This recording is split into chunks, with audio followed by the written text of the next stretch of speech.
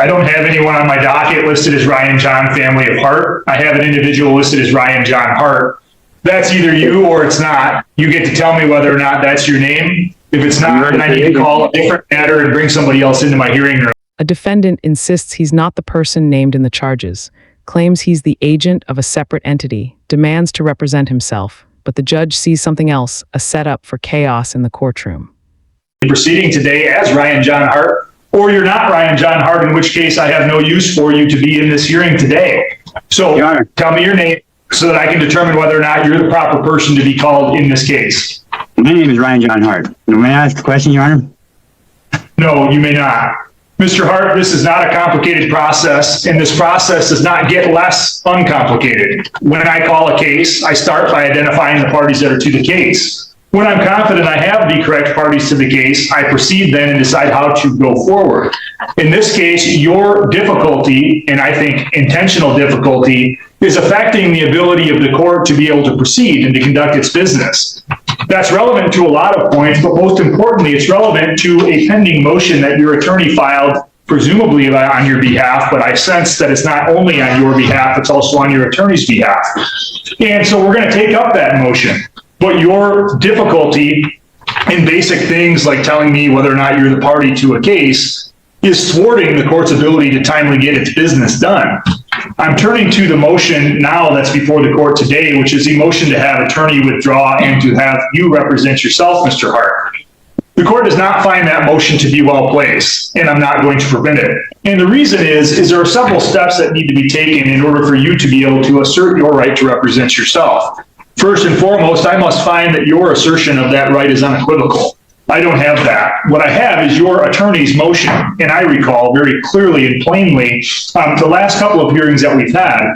A couple of hearings ago, I had findings that I made based upon a competency and criminal responsibility examination.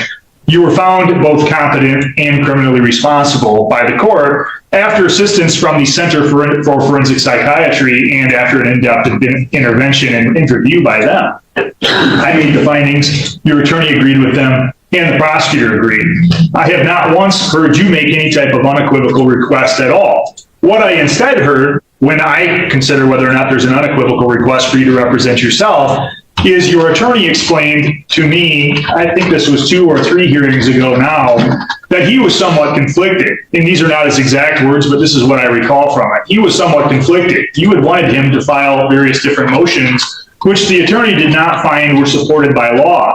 And the communication that I had in response to Mr. Seeger, again, was some version of this. I told Mr. Seeger that as the attorney, he and he alone chooses which motions are to be filed and which are supportable by fact or by existing case law or by the extension of existing case law. If he can't make those arguments that are good faith supported by law or an extension for the law, then he's not permitted to file the motions. It was at that point that Mr. Seeger then suggested that another solve for him could be that you could represent yourself. In other words, the implication that what Mr. Seeger was making is that if you were representing yourself, you would not be constrained in the way that he is. It would allow you to file whatever frivolous motions, I'm using that word, Mr. Seeger didn't, whatever frivolous motions you wanted to. And so the request to have you represent yourself as made through your attorney is not found, number one, by the court to be unequivocal in any way. Number two, I would have to go through with you and be confident that you understood the maximum penalties associated with the crimes. I have every reason to believe that you understand the maximum penalties, but I have every reason to believe that if you and I had a discussion about what those maximum penalties were, you would express confusion and you would not express a knowing, confident, and voluntary understanding of those things. And so I'm not yet even going to get to that second step. I also, of course, would have to, under People v. Anderson, the binding Michigan Supreme Court case regarding waiver of constitutional right to represent yourself, I would have to make specific other findings. And those findings specifically are that I would have to determine, after a conversation with you, that you acting as your own attorney would not disrupt or unduly convenience or burden the court in the administration of the court's business. What is plain, obvious, and unarguable in over the last 2 or 3 hearings is that if you were permitted to represent yourself, you would make the court's administration of justice difficult, you would delay matters, you would be disruptive, and your representation, therefore, of yourself would be unduly inconvenient to the court and the court's operation of its business. For that reason, even if I found that you otherwise made an unequivocal request, which you haven't, even if I found that you clearly understood. Here's the moment that changes everything.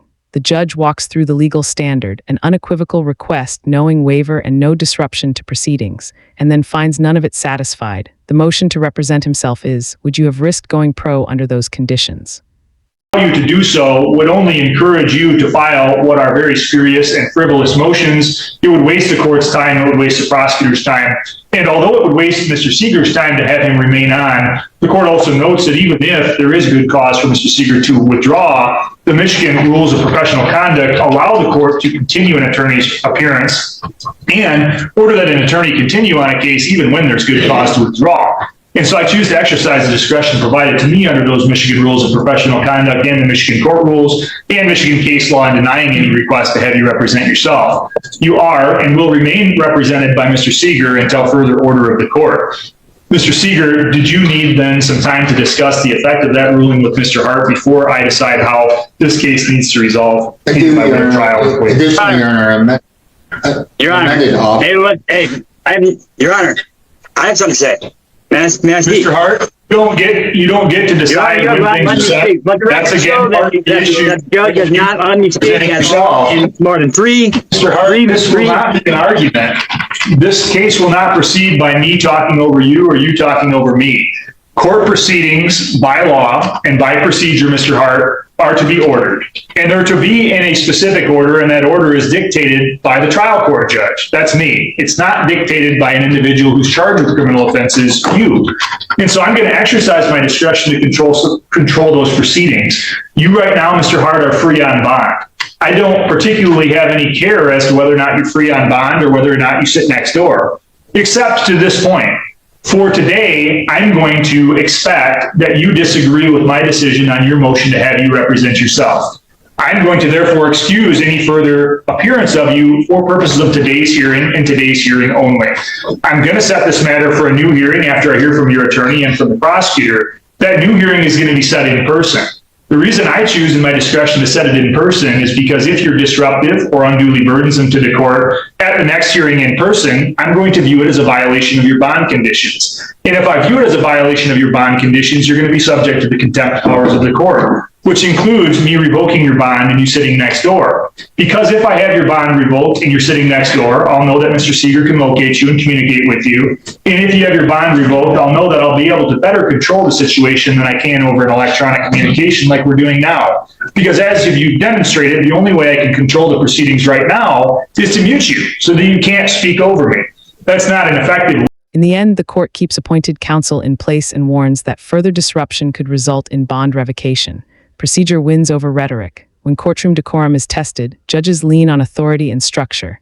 If you appreciate real courtroom breakdowns like this, like the video, comment below, and subscribe for more.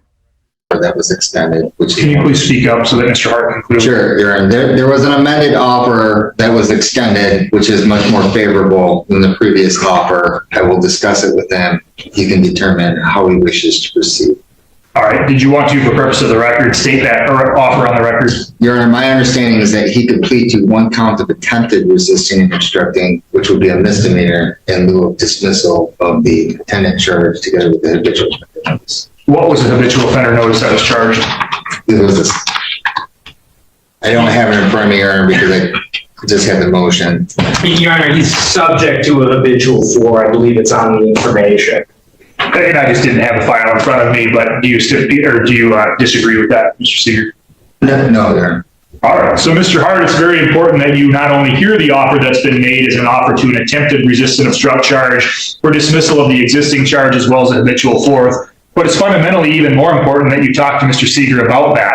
He can give you advice. You ultimately get to decide how to proceed, and it does not matter to me how you proceed, so long as you proceed with the understanding that court procedures require structure, and that structure will be followed by you and by anyone else that's in this courtroom, or there will be alternative options considered by the court. Mr. Ziegler, anything further on any of that the people would like to offer? No, Your Honor. No, sir. All right. The court will set this matter for a status conference next month. I will require that everyone in this matter be in person for the reasons I've already explained. Mr. Hart, you're free to sign off now. I expect you'll talk with your attorney and be here in person next month. You'll get a notice in the mail.